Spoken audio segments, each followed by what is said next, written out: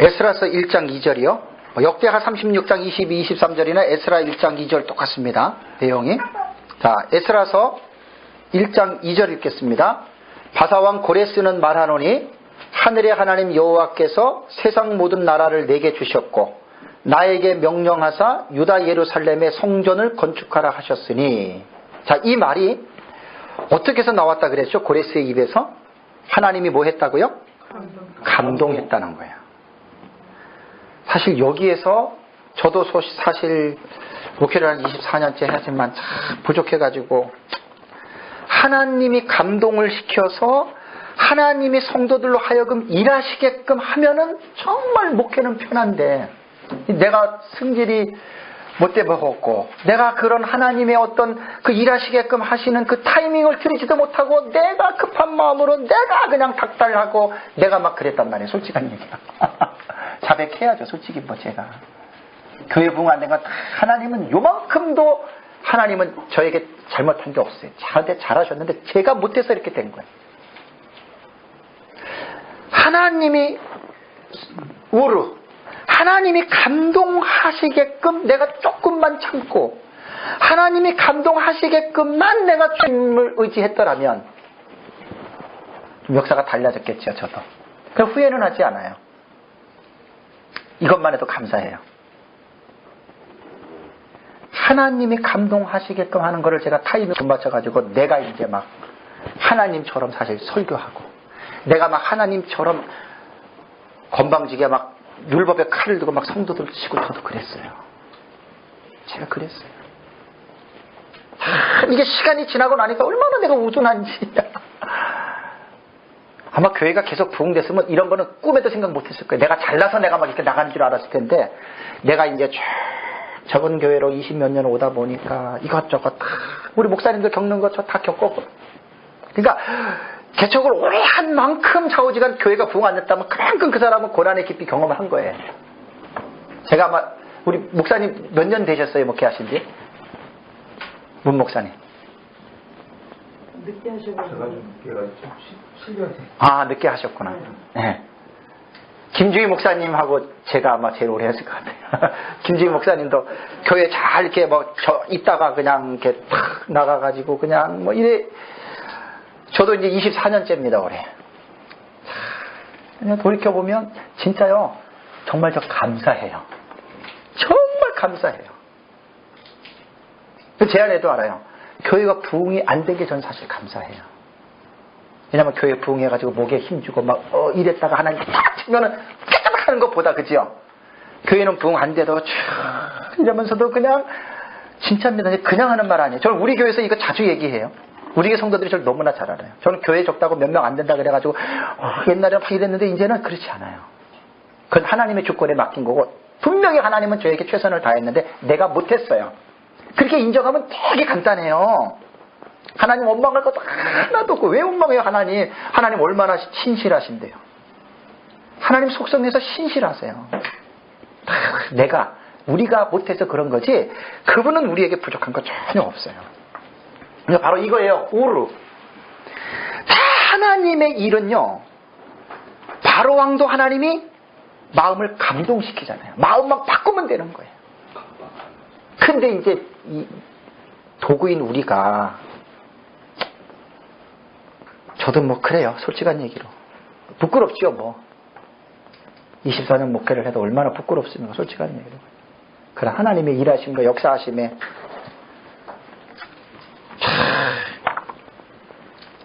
그러니까요, 이 우르라고 하는 이 설교, 이거 정말 하나님 너무 기뻐하는 설교입니다, 이거. 저 같으면 이거 한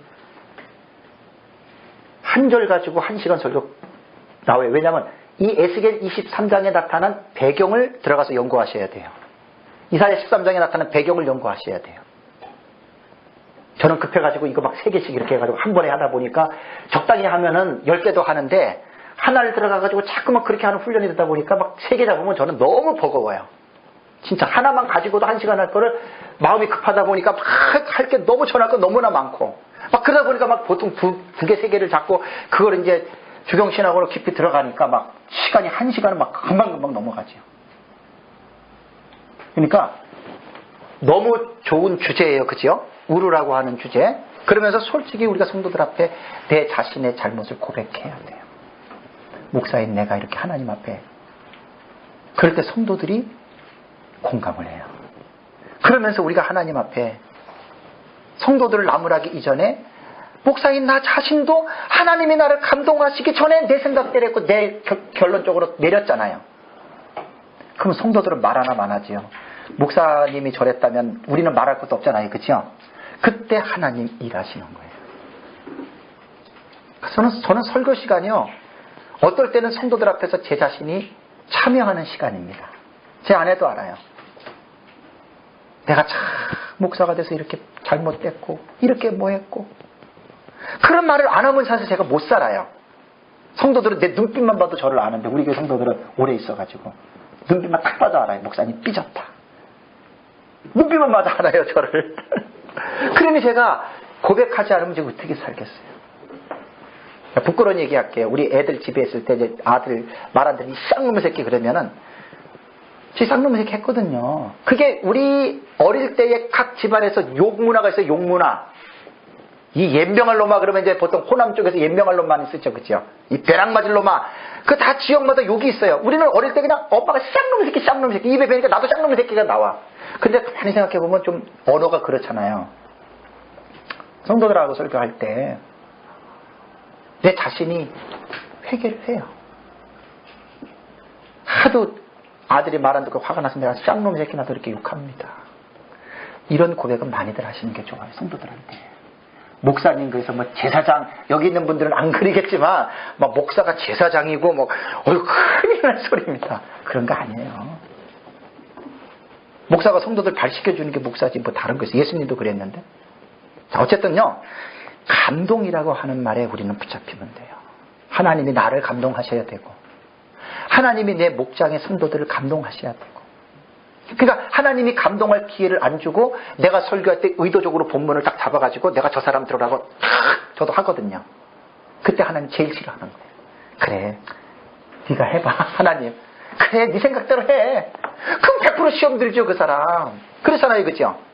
그러니까 바른 말씀만 전해놓으면 우르는 하나님이 하시는 일이에요. 그래서 아까 이 우르 사역형으로 쓰일 때는 하나님이 주어가 된다 그랬잖아요.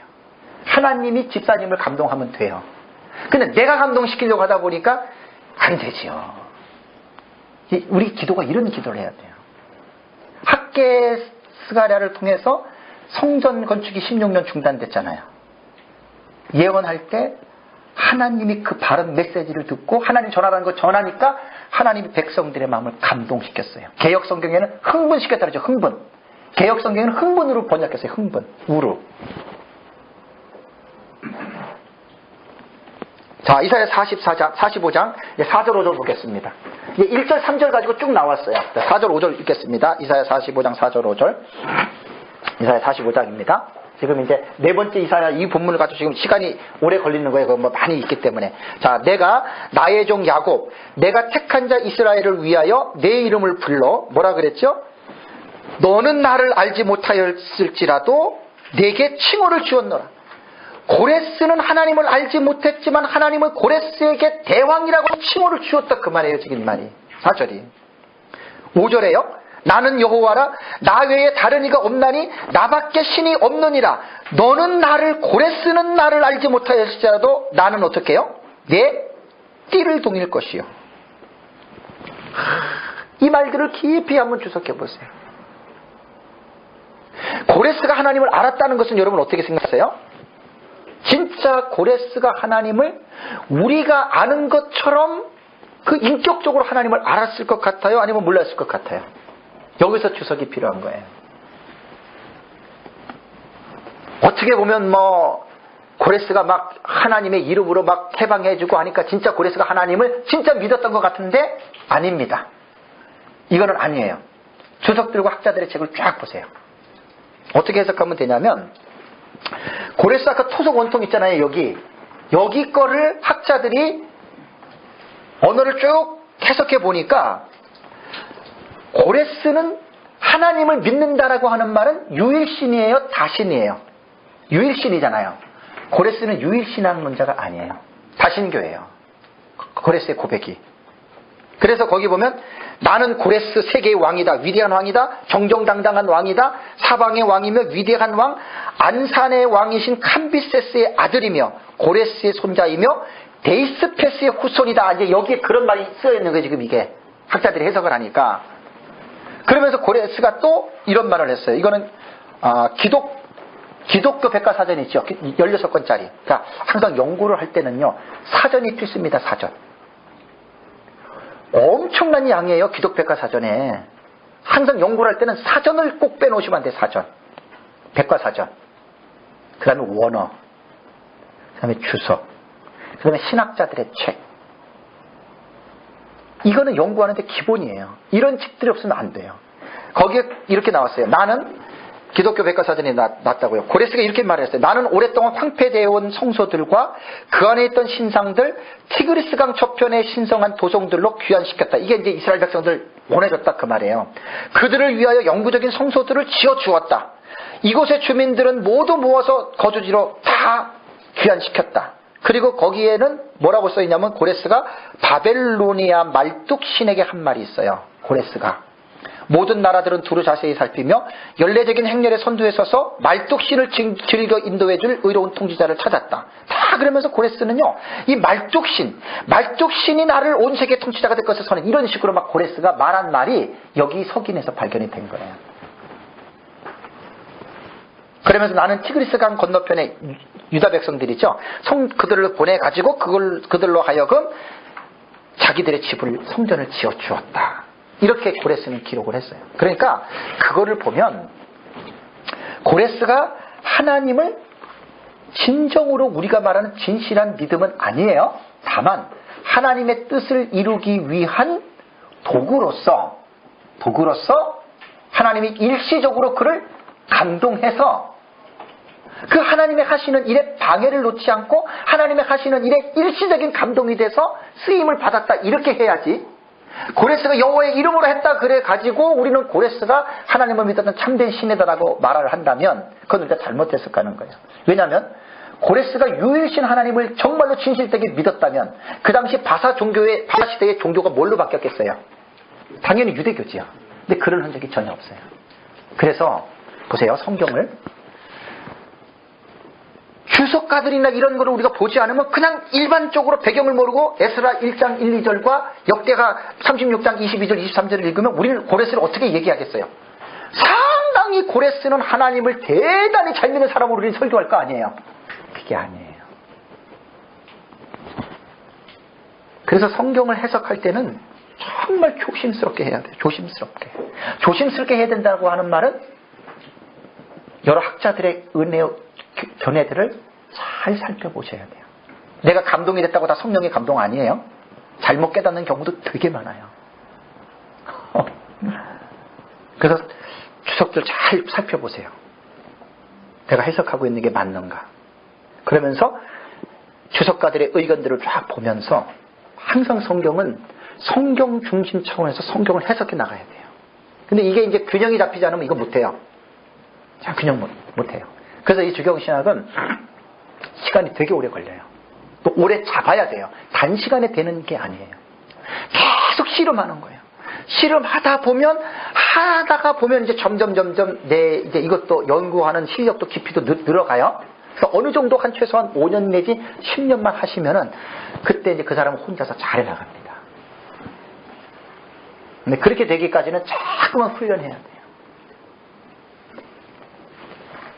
그 다음에요. 45장 4절입니다. 이사야 45장 4절. 자, 하나님께서 고레스를 자신의 목자로 세우시고 그를 제국의 머리로 세우신 이유가 있습니다. 45장 4절 읽겠습니다. 내가 나의 종 야곱, 내가 택한 자 이스라엘을 어떻게 해요? 위하여 그랬죠.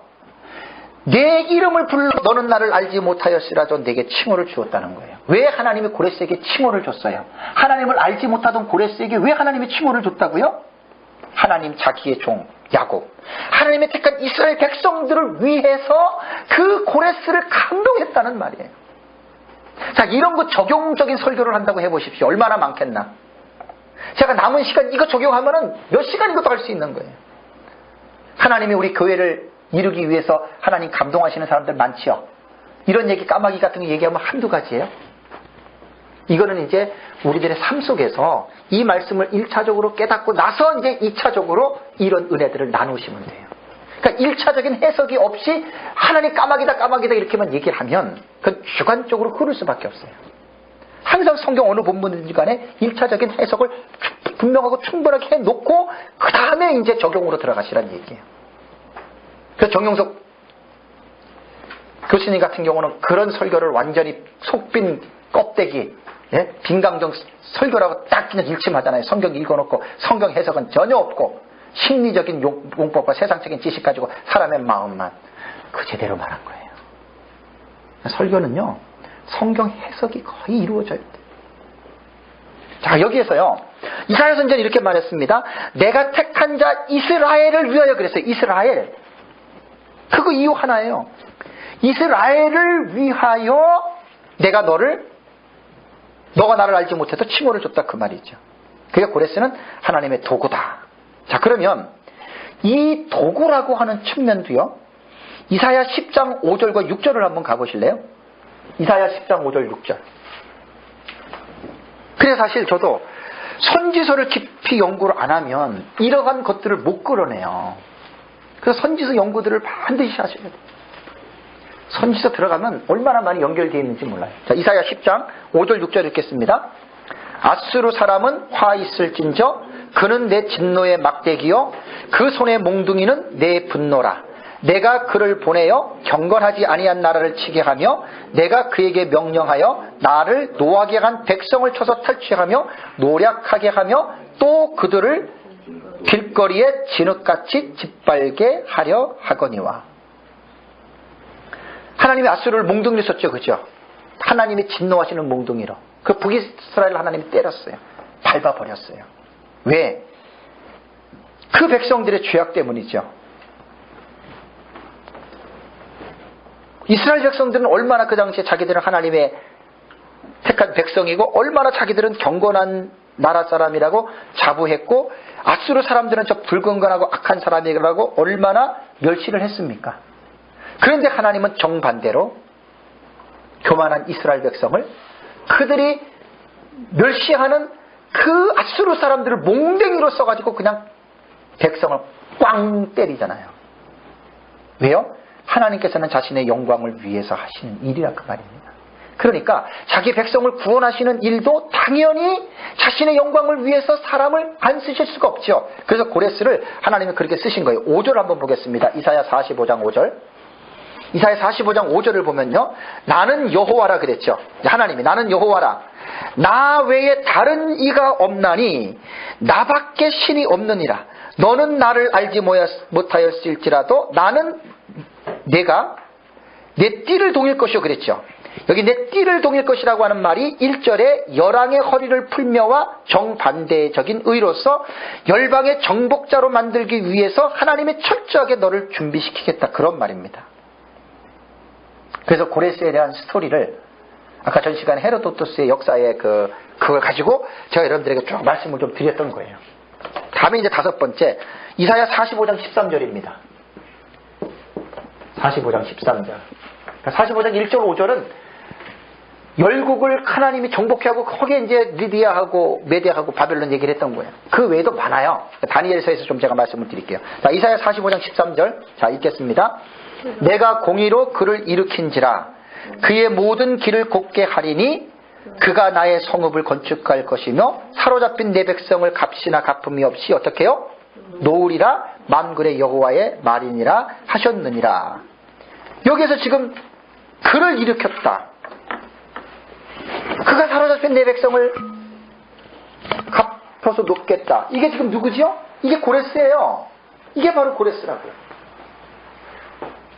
고레스에 대해서 하나님이 45장 13절에도 이렇게 말을 했습니다. 그런데 이제 이사야서 40장부터 66장까지는요. 저도 지금 깊은 연구는 안 들어갔는데 계속 설교하다 보니까 한 절을 뽑고 하더라도 제가 배경을 자꾸만 저도 보게 돼요. 배경을 보다 보니까 이사야 40장에서 66장까지는요. 이게요. 메시아 왕국과 하나님의 나라까지 탄한 예언입니다. 그래서요. 이사야 40장 같은 경우는요. 40장 이상부터는요, 잘 연구하셔야 돼요. 자칫 잘못하면요, 그 이사야가 예언한 그 본질을 우리가 놓칠 수가 있어요. 그러니까 이사야서뿐만 아니라 예레미야도 그렇고 에스겔서도 그렇고요, 선지서들이요, 1차적으로는 자기들이 처해 있는 그 상황, 그 다음에 2차적으로는 메시아의 탄생, 그 다음에 마지막 끝으로는 하나님 나라의 도래입니다. 항상 요 3단적으로 요 계시를 꼭 이해하고, 스가랴서를 제가 이번에 보면서 깜짝 놀랐어요. 저 사실 스가랴서 이해를 못했어요. 제가 스가랴서. 왜냐하면 스가랴서 2장부터인가요?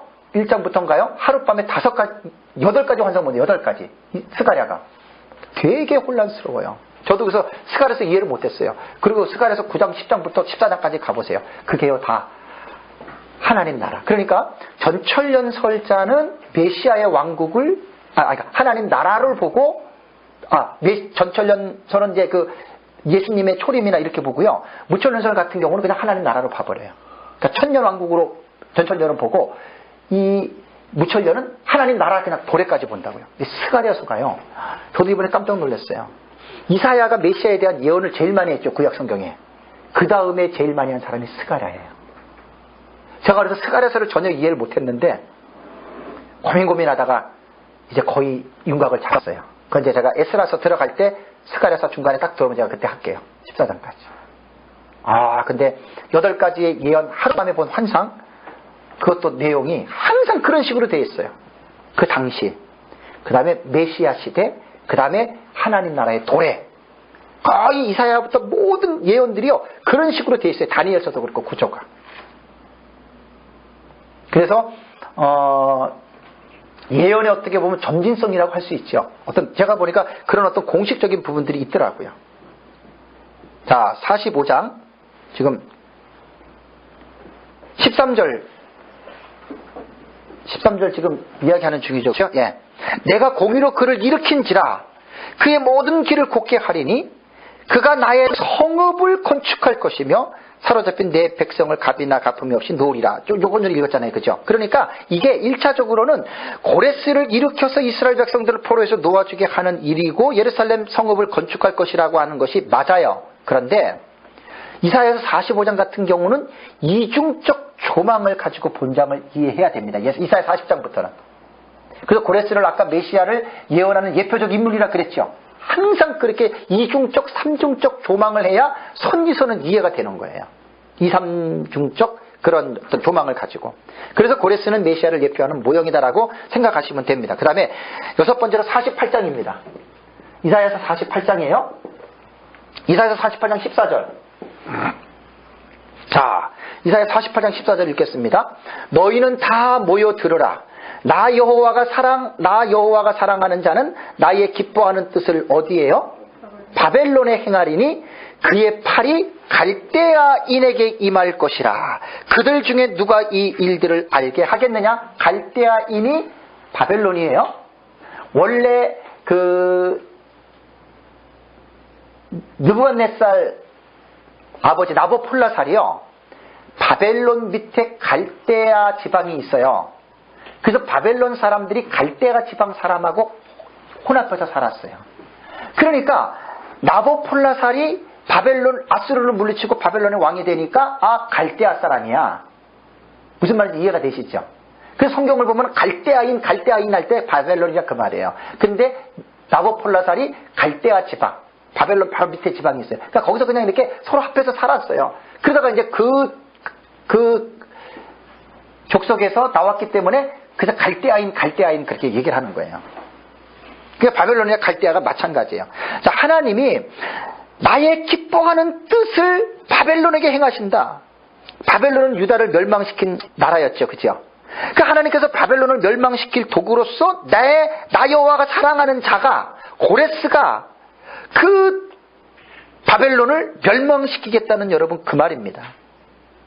여기서 우리가 오해하지 말아야 될 것은 고레스가 무슨 하나님 앞에 도덕적으로 깨끗하게 살고 하나님을 잘 믿고 그래서 그것 때문에 하나님이 고레스 사용한 건 아니에요. 이거는 하나님이 사역적인 측면에서 그가 거룩하고 깨끗해서 쓴 게 아니에요. 그렇게 쓴 게 아니고 하나님이 보시기에 경건한 자는 아니었지만 하나님의 뜻을 성취할 도구로 하나님께서 기뻐하시는 자였다. 꼭 이거를 생각하시면 돼요.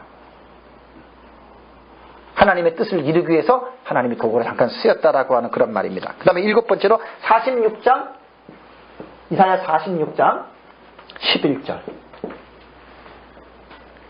자, 46장 11절 한번 읽겠습니다. 내가 동쪽에서 사나운 날 짐승을 부르며 먼 나라에서 나의 뜻을 이룰 사람을 부를 것이라. 내가 말하였은즉 반드시 이룰 것이요 계획하였은즉 반드시 시행하리라. 여기 사나운 날짐승이 뭐예요? 개역성경은 독수리라고 그랬어요. 독수리. 내가 동쪽에서 독수리를 부르겠다. 먼 나라에서 나의 뜻을 이룰 사람을 부르겠다. 이 사람이 누구라고요? 고레스예요. 그러니까 성경이 이렇게 고레스에 대한 예언을 우리가 일반적으로 알지 못하면 아무리 읽어도 이 뜻이 이해가 되겠어요? 안 되겠어요? 안 되는 거예요. 도대체 사나운 날짐승이 뭐냐? 이 독수리가 뭐냐? 성경에 지식 없는 사람들이 막 기도하다가 막 자기가 영감으로 깨달았다 그래가지고 이제 엉뚱하게 해석하는 경우들이 많지요. 근데 중요한 것은 뭐냐면요. 하나님이 내 뜻을 반드시 이루고 계획했기 때문에 반드시 시행하리라. 여기에 이제 이 말씀에 우리는 강조점을 둬야 돼요. 동쪽은 바사지요. 사나운 날짐승, 독수리의 고레스입니다. 하나님의 그래서 이사야는 44장 28절에 나의 목자라 그랬잖아요. 그죠? 고레스는 내 목자다. 하나님의 뜻을 이룰 그러한 목자다. 그래서 여기에서는 반드시 이룰 것이고 반드시 계획하시되 반드시 시행하리라. 이것이 한 150년 지나니까 반드시 됐잖아요. 우리는 이렇게 이루어진 사실에 대해서 강조를 해야 돼요. 그러면 당연히 하나님은 말씀하시면 분명히 이루시는구나. 이거를 성도들에게 확신을 시켜줘야 우리의 메시지가 하나님의 말씀이기 때문에 이 말씀대로 순종하면 하나님이 우리에게 은혜와 복을 주신다고 하는 확신 있는 말을 전할 수가 있는 거예요. 이게 그냥 하나님 말씀 순종하면 복 준다 이래가지고는 설득이 안 돼요. 그런 말을 하나님이 힘을 줄 수가 없어요. 그러한 본문의 말씀을 딱 잡고 그 본문의 말씀을 쫙 드러낼 때 이것이 역사적으로 이렇게 성취됐고 하나님이 이렇게 하셨구나라고 하는 그것이 확인이 될 때 1차적으로 은혜가 딱 되면 그럼 그 하나님이 나도 그렇게 하시겠구나 하면은 아멘이 나온다고요. 하나님의 말씀에 1차적인 해석 없이 그냥 무조건 하나님 열심히 하면 복줍니다. 뭐 하면 뭐 합니다. 그건 누구나 다 할 수 있는 거예요. 제가 그래서 전에 이런 말을 했잖아요. 동화책을 가지고도 기가 막힌 설교를 만들어내요. 공자의 글을 읽고도 엄청난 설교를 할 수가 있어요. 그건 말이 설교지 강의. 누가 이렇게 남편에게 막 희생하고 헌신했는데 막 그 아름다운 희생 헌신을 우리 그런 식으로 하나님 앞에 희생해야 됩니다. 이런 말 하고요. 성경에서 나타난 그렇게 하나님을 희생했던 삶을 말씀을 풀어가면서 하는 거하고는 여러분 질이 다릅니다. 그래서 성경의 1차적인 해석이 없이 적용을 자기 주관적인 적용으로 이끌어가는 거는요. 마치 그냥 동화책 읽고 공자의 책 읽고 그냥 어떤 사건 하나 붙잡아가지고 이랬듯이 우리도 이렇게 됩니다. 그런 설교에는 저는 하나님 역사 안 한다고 저는 믿는 사람이에요. 그래서 힘들어도 성경 본문을 갖고 실험을 하셔야 돼요. 성경 본문을 가지고. 그래서 본문의 해석을 정확하게 시간을 들여서 해석들을 하세요. 그리고 설교 시간에 그 해석을 전해주는 거예요. 그래서 저는 설교를 잘한다 못한다 이렇게 평 안 한다 그랬죠. 바르게 하냐 바르지 못하게 하냐. 본문을 읽어놓고 바르게 해석하면 여러분 성령님 역사합니다. 하나님 그런 사람 기뻐하시고 그런 사람 역사하세요. 이게 제 얘기가 아니에요. 학자들이나 대부분 사람들이 그렇게도 다 얘기하더라고요. 내가 더 목사님도 보낸 글에 그렇게 나오잖아요. 그게 깊이에요. 깊이. 이사야 55장 11절 볼래요? 이사야 55장 11절은 이 내용을 우리가 전하면서 이사야 55장 11절을 딱 이제 이 말씀 하나 하면 또 확 와닿아요. 이렇게 된다고요. 즉 하나님의 예언이 반드시 내가 이룰 것이요 계획까지 시행하리라 그랬잖아요. 그렇죠? 그럼 여기만 있는 게 아니에요. 이사야 55장 11절 읽겠습니다. 내 입에서 나가는 말도 이와 같이 헛되이 내게로 돌아오지 아니하며 나의 기뻐하는 뜻을 이루며 내가 보낸 일에 형통함이니라. 지금 이사야를 통해서 이사야 입을 통해서 하나님의 말씀이 나갔죠. 그죠? 고레스에 대해서 41장, 44장, 45장, 48장, 46장 이 말씀이 나갔지요. 벌써 이루어졌잖아요.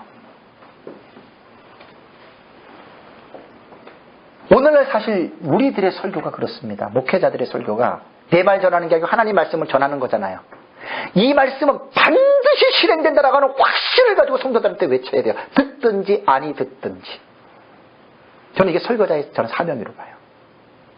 목사님의 설교가 왜 그랬느냐? 그래도 그 목사님이 정말 하나님 앞에서 성령의 감동으로 전했으면 난 그 잘했다고 봐요. 저는 우리 교회에서 가끔 그런 설교를 해요. 목사가 성경을 바르게 설교하다 보면 목사는 돌 맞을 각오를 하고 설교를 해야 된다. 근데 교회 안에서 돌 던진 사람이 누구냐? 교인들이 돌을 던져요. 바른 설교는 세상 사람들은 괜찮은데요. 목사가 설교를 바르게 하면 반드시 교인들이 돌 던지게 됐다. 저는 그렇게 말하는 사람이에요. 바르게 하면. 모르겠어요. 목사님들은 어떤지 모르지만 저는 몇 년 전부터 우리 교회에서 이렇게 얘기를 해요. 이번에요. 다니엘서 정리를 하면서요. 제가 깜짝 놀란 게요. 두 증인 있죠. 두 증인. 마지막 시대에 전산년반 동안 성도들이 회개시키는 두 증인 어떻게 되는 줄 아세요? 순교예요. 순교. 제 말이 모르겠어요. 저는. 나 이번에 깜짝 놀랐어요. 그러니까 두 증인은 뭐냐? 자, 한번 상식적으로 해요. 성도들을 회개시키려면 어떻게 해야 되겠어요? 회개시키려면 회개하세요. 회개 안 합니다. 회개를 하게 하려면 뭐를 먼저 해야 되죠? 죄를 드러내줘야 돼요. 그럼 내 죄를 드러내줄 때 할렐루야 할 사람이 있을 것 같아요? 지금 포스트 모더니즘 현대 후기 사회 사람들이 가지고 있는 사상이 뭔지 아세요? 강압적이고 닥달하는 것 싫어해요. 노타치예요. 교회도 설교단 위에서 목사님이 옛날처럼 딱 해서 이런 거 싫어해요. 목사는 아랫단에 영화관처럼 딱 위에서 그게 현대 사람들의 마인드예요. 저처럼 막 이렇게 강하게 이런 식으로 메시지는 현대인들의 귀에는 안 들어가게끔 돼 있는 시대예요. 근데 메가더 목사님 얘기도 그렇고요. 지난번에 제가 또 보내준 그분 글의 글들에 보면 원색적인 복음을 듣는 시대가 이제 와요. 지난번에 제가 그 레디컬 그 말씀 드렸죠?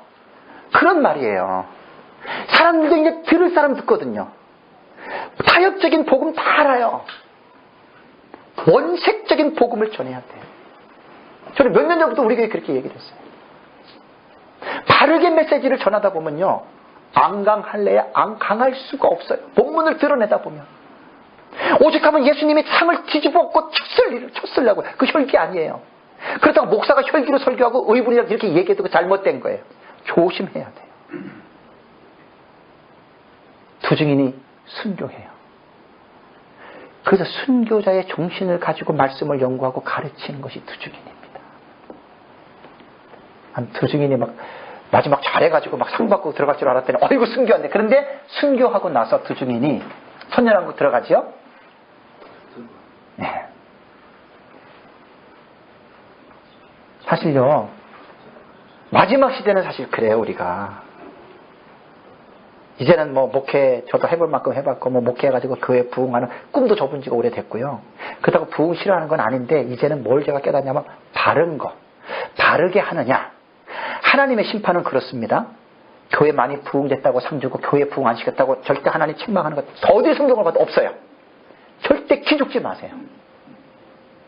많이 맡은 자에게는 많이 달라고 하기 때문에 대형교회 목사님들 많이 맡은 만큼 많이 못 내놓으면 오히려 그게 자기한테 저주입니다. 진짜예요? 많이 맡은 만큼 하나님 많이 찾아요. 근데 많은 것을 못 내놓으면 그 사람은 많이 맡은 것 때문에 자기가 화가 된단 말이에요. 제 말 틀리지 않아요? 절대 안 틀려요? 성경에 어디 교회 목회 못했다고 벌 주는 게 어디 나와요? 전혀 없습니다. 소모나 교회, 빌라델피아 교회, 큰 교회 아니었어요. 합리화시키는 거 아니에요? 그러다고 큰 교회가 다 나쁘다는 말도 아니에요. 성경을 쫙 봐보세요. 하나님 말씀한 대로만 믿고 가면 됩니다. 사람들의 평가가 그렇게 중요한 게 아니에요. 그래서 하나님은 항상 바르게 했냐? 바르지 못하게 했느냐? 그걸 물어보신다는 거예요. 바르게 하려면 연구하는 수밖에 없어요. 에스라처럼 연구하고 가르치는 데 전념하는 게 아니라 준행하는 거. 내가 준행하는 게 그게 우선이에요. 저도 지난주 우리 모임 갖고 계속 한동안 이게 떨어지고 기도할 때마다 그 기도가 계속 나와요. 에스라와의 사상을 본받는 거는 준행이 먼저거든요. 준행. 내가 연구한 대로 살아야 돼요. 내가 살지 않고 가르치는 건 그건 별로 힘이 없어요. 그래서 이사야 55장 11절에 내 입에서 나가는 말이 이와 같이 헛되이 내게 돌아오지 않는다. 그래서 성경이 예언서고 예언이 그렇게 거의 다 이루어졌잖아요. 그죠? 거의 다 이루어진 거예요. 그래서 우리는요, 하나님의 말씀에 대한 신실성을 분명하고 확실하게 가르쳐줘야 돼요. 예언적인 말, 예언적인 기능. 이것은 우리가 성경을 보면서 비록 구약시대 성경이지만 우리가 지금 제3자 입장에서 이사야가 언제 예언했고 얼마 후에 이 일이 이루어졌고 이게 이제 예언서의 기능이잖아요. 하나님의 말씀이 맞잖아요. 헛되지 않고 다 이루어졌잖아요. 이것을 성경을 통해서 우리가 깨달을 때요, 하나님의 말씀의 예언성에 대한 우리가 그 능력에 붙잡혀요. 자, 요즘에요, 신사도 운동 아시죠? 신사도. 제가 은사사역도 옛날에 좀 해봤어요. 제가 조금 거기는 조금 일가견이 있어요. 박용돈 교수님 일그러진 성령의 얼굴, 거기 보시면 알아요. 신사도 운동 예언가들 제가 옛날에 뭐 동영상도 많이 다운받아놨는데 참 성령 사역하는 사람들 웬만한 사람 저한테 한번 물어보세요. 제가 딱 정리해 줄 수 있어요. 우리나라 그만해서 하는 말이 아니에요. 뭐 저기 그 장로님 누구예요? 헤븐리 터치 손기철 장로님이라던가 뭐 저기 변승우 목사 큰 믿음 교회라던가 뭐 어디 그런 사역자들 있잖아요. 한번 여러분들 잘 보셔야 돼요. 예언 사역의 특징이 신사도 운동은. 신사도 운동의 특징은 예언 사역이거든요. 예언 사역이 뭐냐면 앞으로 일어나는 일들에 대해서 말해주는 게 예언이에요. 그래서 우리는 예수 점쟁이라고까지 이야기를 하지요. 이거 교회에서요, 이렇게 은사로 물들어온 사람이 오고 그러면 정말 여러분 골치 아픕니다. 잘 가르쳐줘야 됩니다. 그럼 예언이라는 게 뭐냐? 박영동 교수님이 일그러진 성령의 얼굴에서 우리 장로교에서 칼빈 신학 개혁주의자들은요, 칼빈주의자들은 은사 중단론으로 봐요. 은사 중단론. 저는 그거 잘못됐다고 봐요. 박영동 교수님도 그거 잘못됐다고 봤어요. 은사는 지금도 있어요. 나타나요. 예언도 지금 기능은 인정을 해야 돼요. 그러나 왜 그러냐면 너무나 이것이 울타리 없이 너무나 퍼져가지고 완전히 이것 때문에 쉽게 말하면 은사 쪽에 배려난 거예요. 그런 사람들 때문에. 신사도 운동들 때문에. 우리나라 옛날에 불건전한 신비주의 기도 운동 있잖아요. 이런 것들이 다 그 예언에 대해서 부정적인 이미지를 심어놨어요. 그래서 우리는요, 성경을 어떻게 가르쳐야 되느냐. 이제 보세요. 이제 적용점을 보세요. 제 말이 맞나 한번 생각해 보세요. 예언적 기능을 가지고 성경을 선포해야 돼요. 예언적 기능. 그럼 예언적 기능이라고 하는 말은 제가 바사제국과 고레스에 대해서 지금 이사야서를 지금까지 쭉 봤던 것들이 지금 예언의 성취에 대해서 말씀을 드린 거죠. 이것을 충분히 이해하면 와 대단하네. 어떻게 150년에 일어난 이름까지 맞추고 뭐 나라까지 막 이렇게 성경에서 이루어진 일들, 아브라함의 언약, 여인의 후손부터 성경을 그렇게 예언의 성취를 쫙 드러내면요, 성도들이 하나님 말씀 볼 때 오 주여, 하나님 말씀은 진짜 하나도 땅에 떨어지지 않는다, 이런 이제 자세가 생기게 돼요. 그렇게 성도들의 마음밭을 만들어 놓고 목사님들이 강단에서 하나님의 말씀을 신실하게 전파하면요, 성도들 믿습니다. 근데 성도들에게 이러한 기본적인 베이스를 깔아놓지 않고 얄팍한 내용들을 자꾸 이렇게 전하기 시작하면요, 예언에 대해서 강조를 할래 할 수가 없어요. 그냥 목사만 뜨거울 뿐이에요. 성도들은 아무런 감동이 없어요. 왜 저렇게 소리를 지르고 왜 뜨겁나? 무슨 예언은 이루어지긴. 그러니까 이제 궁금하니까 이제 점쟁이 찾아가서 점 치듯이 가서 이제 기도 받는 거예요. 이사야, 요엘, 스가랴, 예레미야, 에스겔 등등 구약의 많은 선지자들이 예언가예요. 예언가. 앞날에 이루어질 일들을 예언했고 그것이 바로 이루어진 거예요. 자, 신명기 30장 한번 보세요. 신명기 30장 15절. 하나님의 말씀을 이제 이렇게 우리가 보고 이제 들어가야 돼요. 신명기 30장 15절 볼래요? 30장 15절 읽겠습니다. 보라, 내가 오늘 생명과 복과 사망과 화를 내 앞에 두었나니. 두 가지 길이죠. 모두에게 다 이런 길 줬어요. 구약시대나 신약시대나. 반드시 모든 사람 앞에는 생명과 복의 길이 있고 사망과 화의 길이 딱 있어요. 두 가지 길. 옛날이나 지금이나 앞으로는 하나님 똑같이 이렇게 주십니다. 예수 믿는다고 해가지고 우리한테는 사망과 저주의 길을 딱 빼놓고 맨날 좋은 길만 주는 게 아니에요. 그 다음에 19절 보실래요? 19절 시작.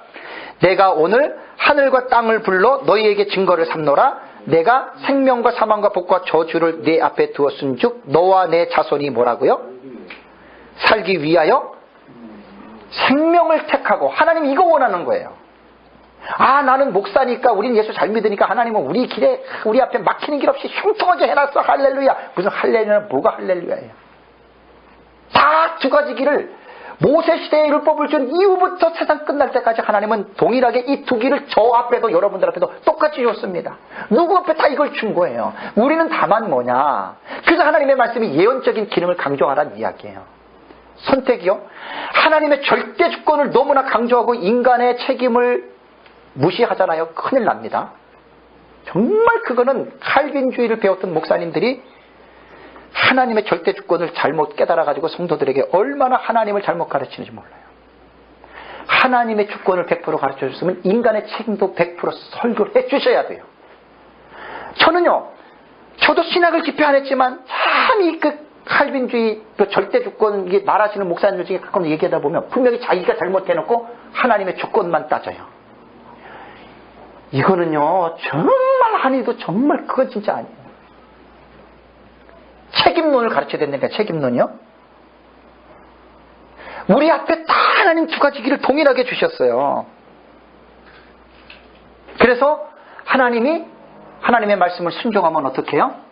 우리에게 복과 생명의 길로 인도할 거고, 내가 불순종하면 사망과 저주의 길을 가는 거예요. 그래서 이것을 누가 결정하냐? 누가 결정합니까? 내가 하는 거예요. 내가.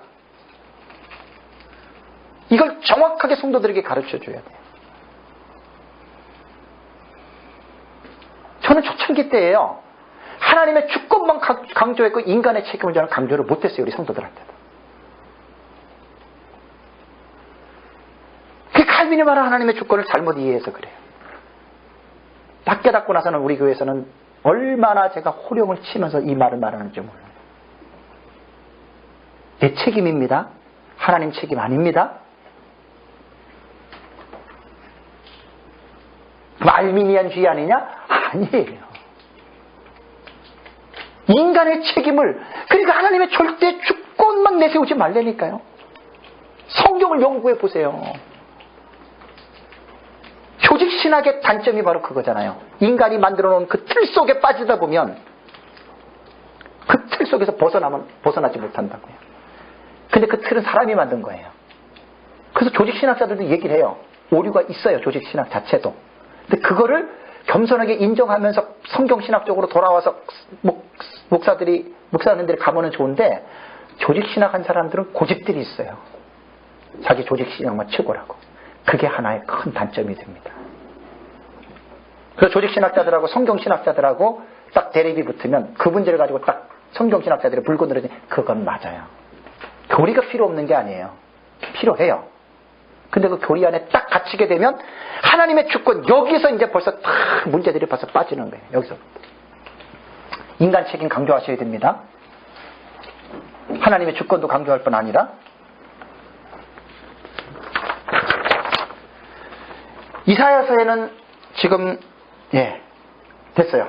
요렇게 지금 7가지, 제가 지금 연구한 데는 요 7가지가 지금 바사제국 고레스에 대한 예언입니다, 여러분.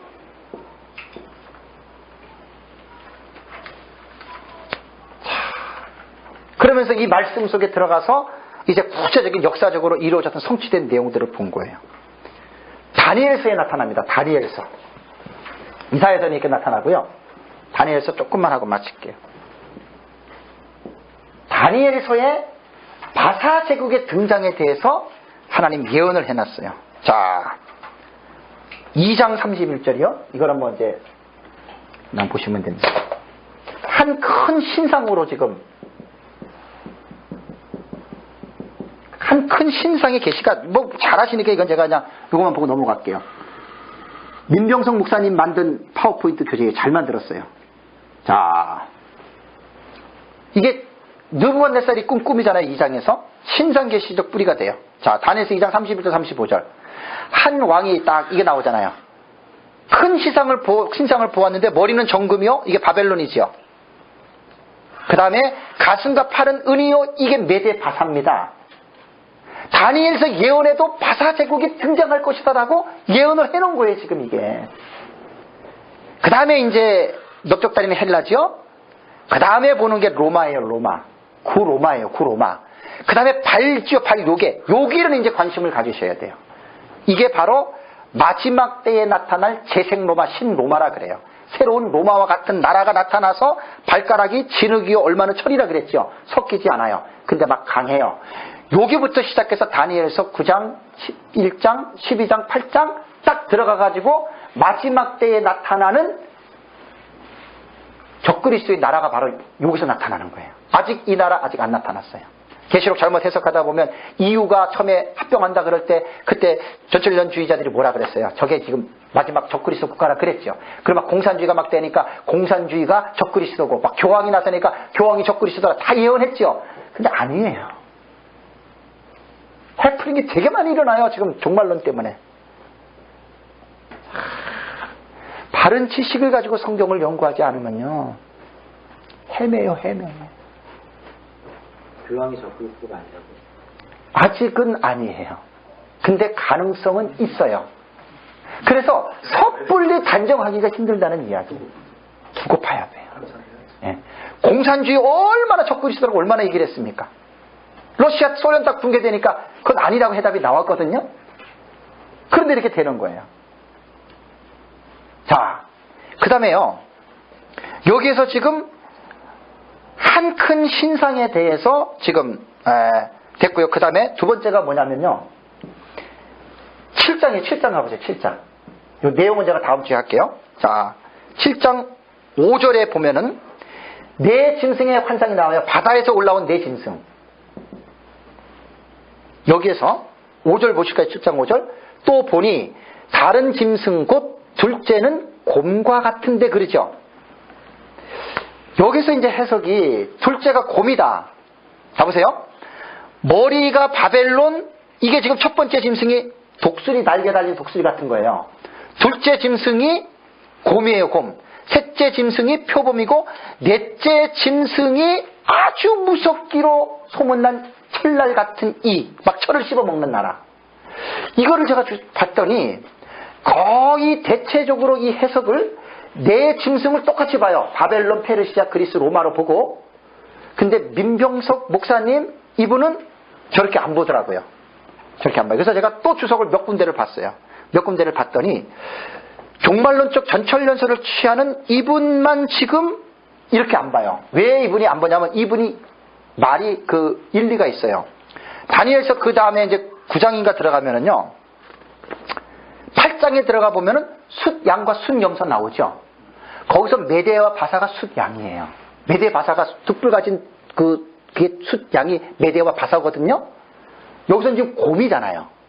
그러니까 민병성 목사님은 어떻게 한 사람이 한 성경에서 하나님께서 보여주시는 짐승이 다를 수 있느냐. 그분 말을 들으면 그분 말이 일리가 있어요. 그런데 거의 대부분의 사람들이 같은 나라로 봐요. 그래서 제가 이분 걸로 정리를 하다가 이분 걸로 가려고 하다가 다시 옛날에 제가 배웠던 김성길 목사님 그 계시록 다니엘서를 딱 펴보니까 그분도 이렇게 보길래 일단은 많은 사람들이 보는 쪽으로 가는 게 괜찮아요. 왜냐하면 이것이 민병성 목사님은 아직도 이 내 나라는 세상에 안 나타났다고 봐요. 나타날 것이다.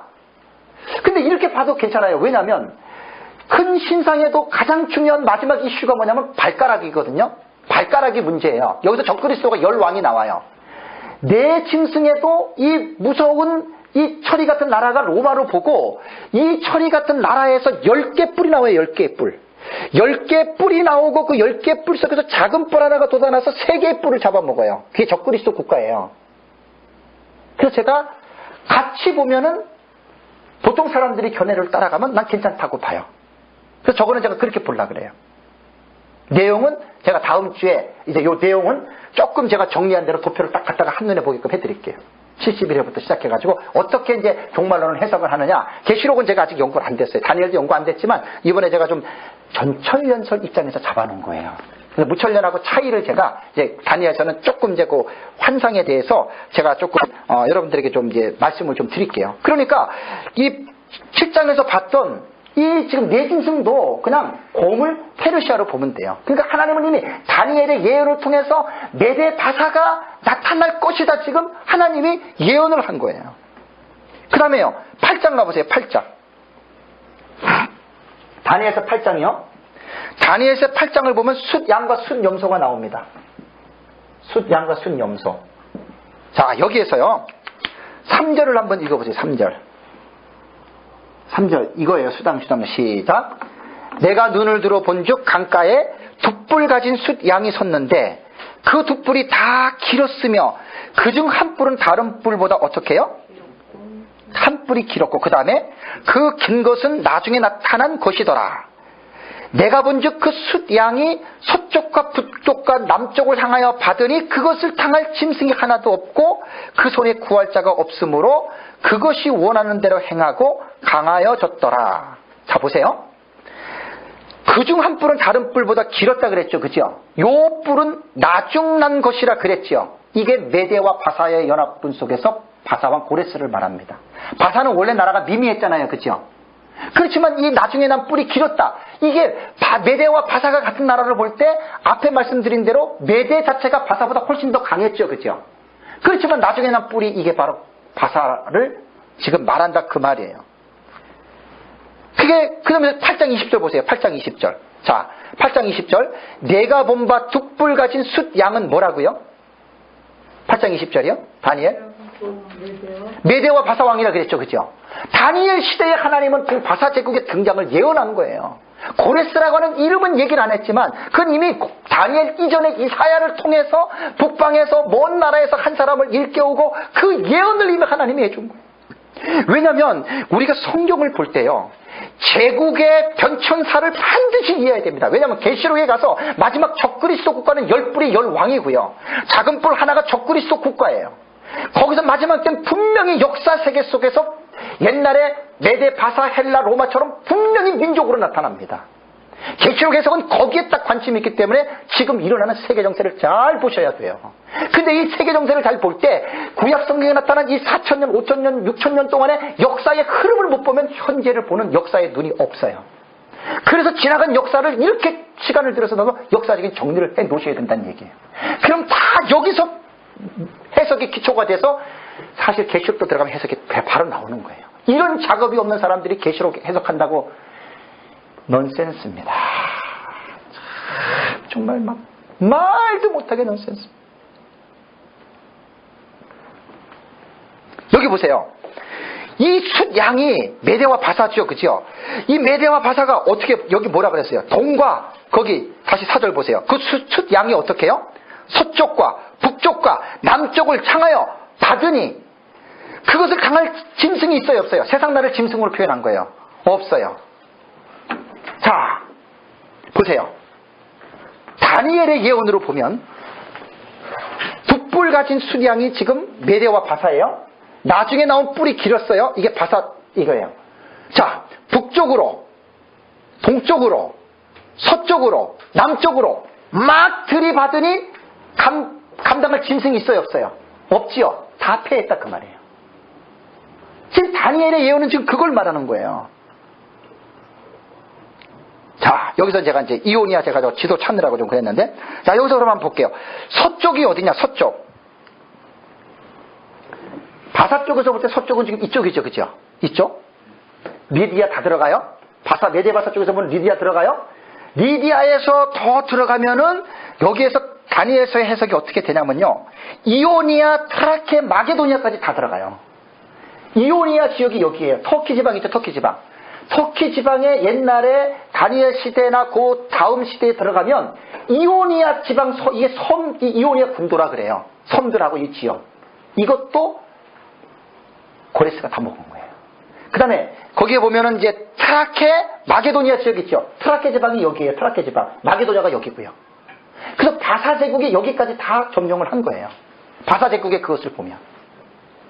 그러니까 이런 것들을 볼 때 이게 수장이 동쪽 쪽을 막 박으니까 당할 짐승이 없다. 하나님이 다니엘을 통해서 바사 제국의 등장을 얘기해 준 거예요. 그 다음에 북쪽이 지금 이 위쪽이잖아요. 북쪽이 여기서 메데바사를 볼 때 이 위쪽이에요, 그죠? 북쪽이 저 위쪽인데 여기 보면 뭐가 나와요? 코코소스 산맥 있죠. 저도 역사를 잘 몰라가지고 하나 나오면 계속 찾아봐요. 공부해요, 저도. 도대체 코카사스 산맥이 어디 있냐? 무슨 뭐 우랄트 해역, 무슨 뭐 먹으면 다 찾아보면 인터넷이 다 대답해줘요. 너무 좋더라고요. 선생님, 정말 내 스승이 인터넷입니다. 딱 치면 딱 나와. 딱 치면 딱 나와요. 그래서 여기 보면은 그 코코소스 산맥이 있어요. 여기 써있죠. 코코소스 산맥. 흑해와 카스피스해를 가로지르고 있는 땅이에요. 지금 분쟁 중인 나라가 여긴가 그럴 거예요. 지금 이 땅들을, 조상들을 잘 연구해 볼 필요가 있어요. 그 다음에 동쪽에 스키타이족. 여기도 동쪽으로 하면 스키타이족인데, 스키타이족이요. 이 사람들 지도 보니까 나오더라고, 지도. 여기는 카스피해 이쪽이잖아요. 동쪽이면은 이쪽이 스키타이족. 네. 스키타이족이 이쪽 사람들을 말하는 거예요. 이게 동쪽으로 메대가 받으니까 이 나라들이 지금 어떻게 감당을 할 수가 없이 지금 패하는 거예요. 자, 우리가 이 설교도 말입니다. 이런 역사적인 이루어졌던 고레스의 그 바사 제국의 그 정복했던 이 땅을 알지 못하고 그냥 이렇게 설교하고 넘어가면 누가 알겠어요, 이거? 예? 이게 도대체 뭔 말을 하는지, 무슨 뭐 수장이 뭘 들이받고, 예? 무슨 서쪽과 북쪽과 남쪽을 받으니 이거 무슨 뭐 그 수장이 왜 이렇게 사납나 그럴 거 아니에요, 그죠? 하나님은 이거를 보고 말씀한 거예요. 이 상황을 보시고. 이 상황을 보시고 하나님이 그 스키타이족은 이쪽이에요. 스키타이족하고요. 고레스가 이 스키타이족인가 이쪽의 적인가 전쟁하다 여기서 죽습니다. 이 사람들 기마민족 대단하더라고요. 저도 아주 역사적인 지식이 짧아가지고 막 공부하느라고 좋은 거 있으면 막 그냥 따붙여가지고 지금 자료 계속 지금 축적해놔요. 왜냐면 스키타이족 제가 잘 모르거든요. 그래가지고 다 지금 연구를 하려고 지금 자료 들어가면 전부 다 지금 킵해놔요. 다 모아놔요, 지금. 그 다음에요, 남쪽도 들이받았죠, 그죠? 남쪽이면 어디예요? 바벨론하고, 남쪽이면 바벨론하고 애굽이잖아요. 다 정복된 거예요. 그래서 바사 제국 시대를 볼까요? 바사 제국 시대. 바사 제국 시대에 보면은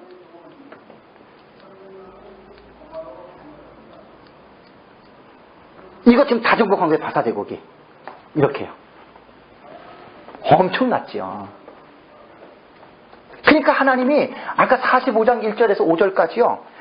고레스에게 말할 수 없는 영화와 부귀와 그죠?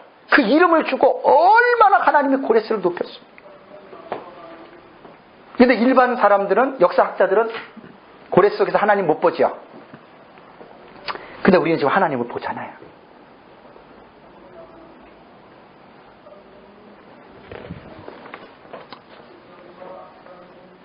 자, 오늘은 제가 여기까지만 좀 할게요. 여기까지만 하고, 다니엘서는 그 세 가지만 생각하면 돼요. 그러니까 메대와 바사에 대한 예언은 바로 거기 큰 신상 2장이요. 그 다음에 7장의 네 짐승과 환상에서, 그 다음에 8장의 숫양과 숫염소에서 하나님이 바사 제국의 등장을 이미 다니엘을 통해서 보여준 거예요. 사실 이제 다음 주 제가 첫 시간에 이제 다니엘을 조금 아마 2시간이나 1시간 제가 요약할 거예요. 다니엘서를 제가 요약 정리해 드리는데 2장의 계시에 딱 들어가면은요. 2장의 계시에 딱 들어가면 근데 복사를 안 했구나. 거기에 들어가면 그 10발가락이죠. 10발가락을 뜨인 돌이 나타나지요. 뜨인 돌이 나타나가지고 다 제국을 부십니다. 그거를 무엇으로 보느냐? 신약시대의 메시아로 보느냐, 교회 시대로 보느냐, 아니면 마지막 시대에 나타나는 하나님의 재림 예수로 보느냐. 그래서 무천년자는 교회 시대로 봐요. 뜨인 돌이. 근데 지금 뜨인 돌이 벌써 다 깨뜨렸어. 근데 전천년자들은 아니에요. 지금 10발가락. 넷째 짐승에서 10뿔 작은 뿔이 지금 안 나타났어요. 그 마지막 적그리스도가 나타나서 적그리스도가 하나님의 교회를 핍박하고 막 전쟁하고 그럴 때 마지막 재림의 예수가 뜨인 돌로 나타나서 세상 제국 마지막 음녀 바벨론 성을 19장 보면 나오죠. 17장에 완전히 멸망시킬 때 그게 뜨인 돌의 역할을 하는 거예요. 그러니까 성경을요 무천년으로 보느냐 전천년으로 보느냐가 이게 어떻게 보면 적은 차이는 아니죠. 그죠? 근데 이렇게 보든 저렇게 보든 제가 볼 때는 그게 무슨 우리의 구원을 위협하는 그런 일은 아니에요. 그런 일이 아니기 때문에 단 내 것만 옳다고 믿는 게 아니라 전천년도 공부하고 무천년도 공부하고 내가 후천년도 공부하고 그래서 우리는 학자적인 자세를 가지고 이것을 전천년에 해석하는 사람한테 우리가 알아들을 정도의 실력을 갖춰야 돼요. 또 무천년으로 말하는 사람한테 알아들을 정도의 실력을 갖춰야 돼요. 그리고 나서 결정은 누가 하느냐? 내가 하는 거예요. 내가. 나는 전천년이 맞을 것 같다면 전천년 가세요. 나는 그래도 무천년, 그럼 무천년 가세요. 다만 싸우지는 마세요. 이것 가지고 서로 원수가 돼가지고 성경을 그렇게 보느냐, 뭐 이렇게 보느냐, 여러분 그런 것들은요 상당히 여러분 안 좋은 일입니다. 그래서 오늘은 이제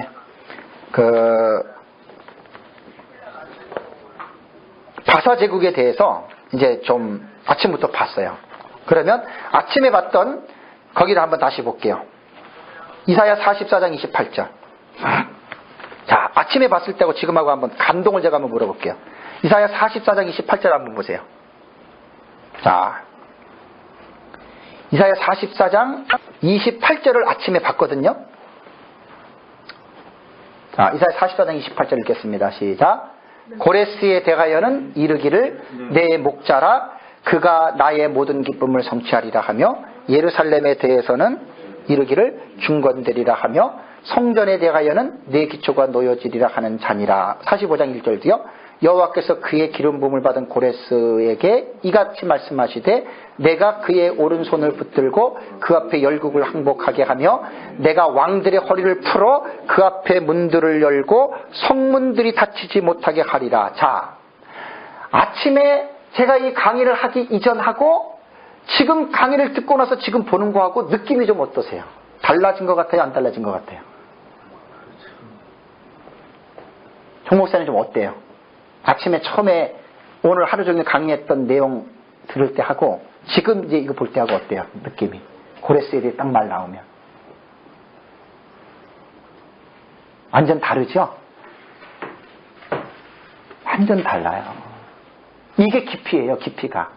달래 깊이 얘기하는 게 아니라 처음에 그냥 고레스 고레스에 대한 내 목자라라고 하는 그 말을 그냥 내가 처음에 들었을 때 하고 오늘 아침부터 쭉 이제 고레스에 대해서 지금 메대 멸망 바사 리디아 쫙 바벨론 해가지고 지금 쭉 역사적인 배경을 쭉 들어가지고 딱 지금 듣고 나서 본문 본 거하고는요 제가 아침에 분명히 말씀드렸죠. 아마 다를 거라고. 내용이 다릅니다.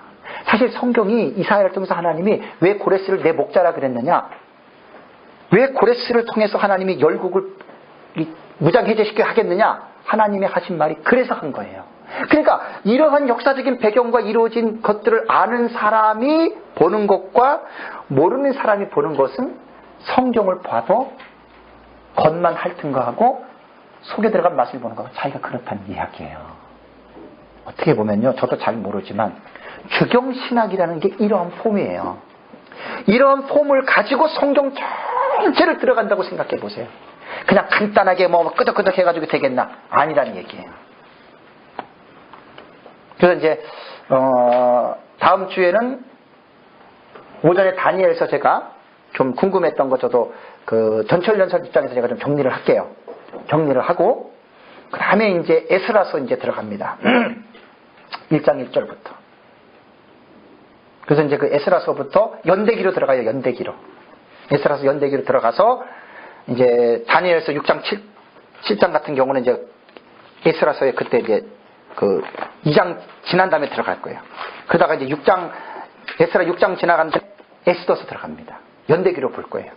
그렇게 해서 이번에 목사님들도 좀 바쁘시더라도 시간을 내셔서 이거 배우는 걸로 끝나면 안 돼요. 아무리 바빠도 이번 주에 정리해 놓으시고 이것도 종이다가 쓰지 마시고 컴퓨터에 앉아서 처음부터 하세요. 그러면 이게 자료가 돼요. 자료가. 그리고 교회에서 설교할 거 없으면 이거 하세요. 그럼 내 지식이 되는 거예요. 이게. 그래서 성경을 쫙 연결해 나가면서 자세히는 저도 못하지만 그냥 에스라부터 주석을 쓴다고 생각하고 그냥 아예 그 한글 그 하나를 만들어 놓으세요. 바사시대 해가지고 지금 에스라 같은 거 지난주에 했잖아요. 정리해 놓으시고 제가요 지난주에 그 에스라 연구한 거 뭐 이렇게 열 몇 건 얘기를 했잖아요. 목사님들이 사실 연구를 하잖아요. 그럼 역대 상하를 일일이 보고서 다 찾아내면 저보다 더 깊이 연구한 거예요. 그렇게 되는 거예요. 시간이 말해주는 거예요. 시간이. 그래서 에스라에 대해서 잘 해놓고 이번에 이제 그 바사제국 고레스, 바사제국 예언, 이사야하고 다니엘에서 너무 중요한 부분들이잖아요. 이거 이제 이번 주간에 잘 정리해 놓으시고 그 컴퓨터 안에서 작업해 놓으세요. 그럼 안 없어져요. 그렇게 계속 수정하시고 계속 집어넣으면 돼요. 계속 수정하시고 집어넣으시고 그러면 이제 목사님들의 연구가 쭉 이제 나갈 거예요. 이제 에스라, 느헤미야, 에스라 쫙 나가고 끝나고 나면 이제 중간 사안은 저도 이제 전에 했던 정리한 거를 다시 제가 이제 공부를 해야 되니까 아마 그렇게 시간 많이 안 걸려요. 저 같은 경우 해놓은 거기 때문에. 그래서 이제 중간사까지 가면 우리는 사실 분열왕국 930년부터 지금 중간사까지요. 그 역사를 지금 쫙 잡아놓는 거예요. 그것도 그냥 적당히 지금 잡아놓는 게 아니에요. 적당히. 다 깊이 들어간 정리가 지금 되는 거예요. 그러고 나서 이제 그런 차원에서 이제 목사님들이 개인적으로 연구하시는 분야들이 있으면 그렇게 나가세요. 그 자꾸만 하다 보면 이제 이게 자꾸만 이렇게 좀 늘어가거든요. 이제 한번 기도하고 마치겠습니다. 오늘 참 바사제국에 대해서 뭐 저도 많이 공부했습니다. 이번에 전에 알던 것들 다시 좀 정리하고 자료들도 많이 들어가서 좀 이것저것 제가 많이 좀 찾아보고 많이 지금 이제 정리를 해놨어요. 늘 기도하는데 우리 목사님들도 기도하겠지만 저는 사실 그래요. 정말 하나님이 은혜를 주지 않으면 정말 못해요. 이게 지금 하나님의 말씀을 연구한다는 게 이게 지식으로 끝나는 게 아니거든요. 정말 성령의 감동. 이게 없이는 이거 못 봐요. 그래서 늘 저도 참 설교할 때나 강의할 때나 늘 두려워요. 사실 저도. 좀 하나님 역사하지 않으면 뭘 제가 알겠습니까? 그래서 여러분들이 늘 기도하시던 우리 서로가 함께 기도 안에서 한 동아리가 돼서 부족한 저를 위해서 여러분들이 좀 계속 기도해 주셔서 어쨌든 하나님의 말씀 이번에 바사제국에 속해 있는 성경들 우리가 좀 잘 이해하고 그래서 이번 기회에 우리 모두가 좀 하나님의 말씀의 깊이를 좀 더 깊이 좀 깨닫는 시간. 그래서 이것이 남에게 가르치기 이전에 내가 준행할 수 있는 좀 그런 사람이 됐으면 좋겠어요. 저도 그 초점을 가지고 기도합니다. 그 하나님 도와주시라고 기도하고요. 또 우리 목사님들 개인적인 기도 제목들이 있으시잖아요. 그러면 그 다 같이 한번 다 같이 기도하고 우리 이정국 목사님 우리 마무리 기도하고 마치겠습니다. 전능하신 하나님 아버지 감사합니다. 하나님 오늘도 또 저희들 또 이렇게 에스라 모임으로 두 번째 시간에 바사 제국과 또 고레스의 출현에 대해서 저희들이 이사야서와 또 다니엘서에 나타난 하나님의 말씀에 대해서 살펴볼 수 있도록 하나님 저희들에게 은혜를 베풀어 주신 하나님 아버지 감사합니다. 전능하신 하나님 무엇보다도 성령의 감동으로 기록해 놓은 이 하나님의 말씀을 또 우리들이 성령의 감동을 받아서 정말 이 하나님의 말씀을 잘 이해할 수 있도록 주님 저희들에게 도와주셔서 우리가 하나님의 말씀을 올바르게 잘 깨닫고 올바르게 이해함으로 아버지는 우리가 정말 연구를 통해서 끝나는 것이 아니라 에스라가 말씀을 준행하기로 결심했던 것처럼 아버지는 우리들이 먼저 솔선수범하여 하나님의 말씀을 깨달은 대로 우리가 스스로 아버지 준행하게 하시고 또 우리가 아버지 말씀을 연구하고 준행했던 것들을 또 하나님 충성스러운 사람들에게 말씀을 가르칠 수 있는 은혜를 베풀어 주셔서 아버지 하나님의 저희들의 삶을 통해서 정말 우리가 하나님의 말씀에 붙잡힌 바가 되게 도와주시고 또 우리가 하나님의 말씀에 풍성하게 아버지 섬기는 자가 되게 하셔서 아버지 우리가 하나님의 말씀의 깊이를 깨닫고 또 하나님의 말씀의 깊이를 통하여 우리 자신들이 더욱더 하나님을 더 가까이 하는 그런 믿음의 삶을 살아가는 우리 모두가 되도록 하나님이 은혜를 도와여 주시기 원합니다.